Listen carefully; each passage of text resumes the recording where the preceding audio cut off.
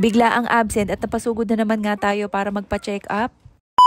Ito nga yung eksena namin kagabi. Nung umuwi nga si Kuya galing Hoykoen, okay naman siya. Pero napansin ko nga na habang naglalaro sila ni Shelly, nasigi ang kamot niya sa kanang mata niya. Tingin ko nga sobrang pula na at namamagana. Naisip ko naman na dahil baka hindi na sila pinapatulog ng tanghali, inaantok na siya. Kaya dali-dali nga namin pinaliguan para makapag-nap kahit papano. Pero nung nagising siya ng mga bandang 9 PM, pagkakita namin mas lumala yung maga. Kaya sabi ko nga kay Daddy, ilagyan ng ice para humupa. Hindi naman na daw masakit at makate kasi napatakan ko na yung mata niya bago siya nakatulog. Umiiyak siya kasi ayaw niya lagyan ng ice yung mata niya. Sobrang lalangan ng maga kasi para siyang sinuntok, umaabot yung maga hanggang pisngi niya. Kinabukasan, kita ko nga na humupa na yung maga pero meron pa rin. Pero since hindi nga natin alam kung infectious yan, syempre kailangan ipa-check up muna natin kasi kaysa makahawa siya sa ibang bata. Duty nga sana ako today kaya nag-absent na lang muna ako. Si Shelly na lang muna ang iniwan ko sa daycare para naman makabuelo ko kasi hindi ko kaya pag silang dalawa ang bibit-biting ko. Pagkahatid ko nga kay Shelly, dumiretso na agad kami dito sa eye clinic para maaga kaming matapos. Buti na nga lang at maganda ang mood dito ni Kuya. Inabihan ko na rin siya na wag siya matatakot dun sa gagawin sa kanya kasi hindi naman yun masakit. Mag 9 AM pa nga lang nito pero pang 10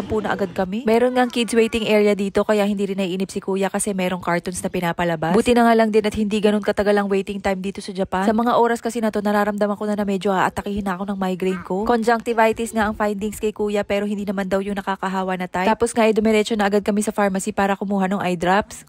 どがんかあったですか？赤みと腫れ。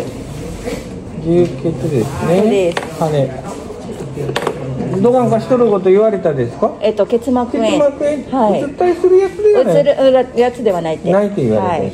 1日3回ねお薬を刺しますので、はい朝とお昼と夕方、はい。 2つ一緒に刺すんですけど5分ぐらい空けてですね、はい。どっちから刺してもよかです。わかりまし。刺したたらさっき言ったことを5分待って次のそれを1日3回ですね、はい。白いのを刺すときがねお薬がそこに沈んでるのでよあー振ってからね、はい刺してください。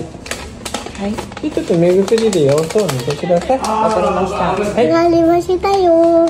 ありがとうございます。はいありがとうございます。 Mabuti na lang din at libre ang check-up at mga gamot ng mga bata dito. Kaya pag meron silang nararamdaman, hindi ka na magdadalawang isip na ipa-check up. Pagdating nga namin sa bahay, pinatakan ko na agad si Kuya. At buti na nga lang nakauwi na kami dahil talagang tuluyan na ako inatake ng migraine ko. At si Kuya dahil maaga rin nagising kaninang umaga, ayun, inantok din. Kaya sabay na kami nakapagpahinga. Pagsundo ko nga kay Sherry, naglapitan agad yung mga classmates ni Kuya sa akin. Tinatanong ko ano na daw nangyari sa kanya. Tinatanong nga rin nila kung makakapasok na daw ba si Kuya bukas. Pero dahil day off nga namin ni Jason bukas, kaya hindi na muna namin papapasukin para mas makapagpahinga. Nakaka-happy lang din kasi alam kong meron ng friend si Kuya sa Hoykoen. So ayun lang muna for today. Jane!